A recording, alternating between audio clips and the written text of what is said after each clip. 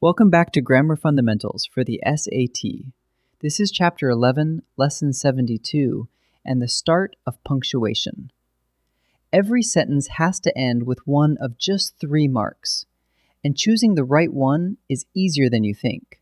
Today, end punctuation, the period, the exclamation point, and the question mark. Let's start with the workhorse, the period. You use a period to close a declarative sentence, which is just a statement. The new mural is finished, period. You also use a period after a polite command, a request. Please sign your name at the bottom, period. So if the sentence calmly states something or politely asks someone to do something, it ends with a period. Next, the exclamation point.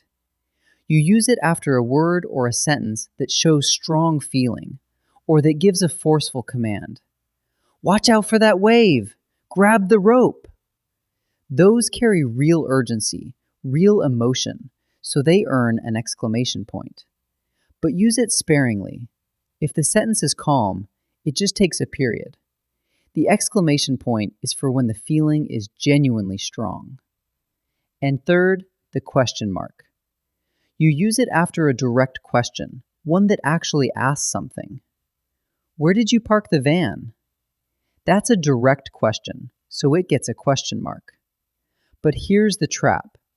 Do not use a question mark after an indirect question, which only reports that a question was asked. I wonder where you parked the van. That sentence is really a statement about what you wonder, so it ends with a period, not a question mark. So here is your quick check. Ask what the sentence is doing. If it states something or politely asks, use a period. If it shows strong feeling, use an exclamation point. If it directly asks a question, use a question mark. And remember, a reported indirect question still takes a period. Match the mark to the job, and you'll always pick the right one. Let's practice. For each sentence, choose the end mark that fits what the sentence is doing. Pause and try each.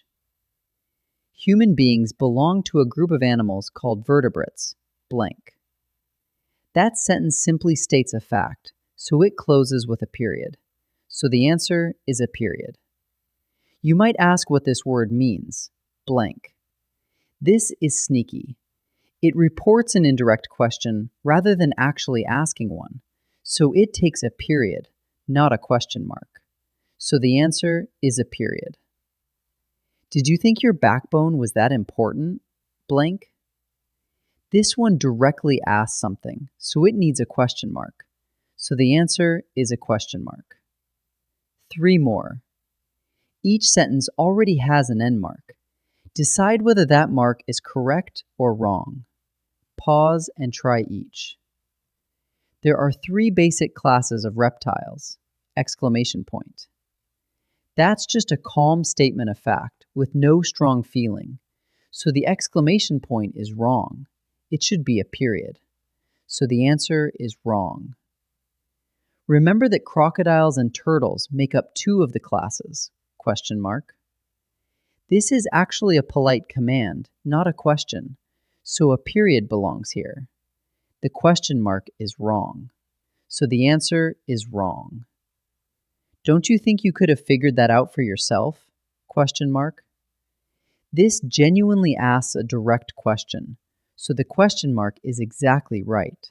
So the answer is correct. Let's wrap up. Every sentence ends with one of 3 marks. Use a period for a statement or a polite command. Use an exclamation point for strong feeling or a forceful command. And use a question mark for a direct question, but never for an indirect, reported one that still takes a period. Match the mark to the job. Great work. In Lesson 73, we'll look at the colon.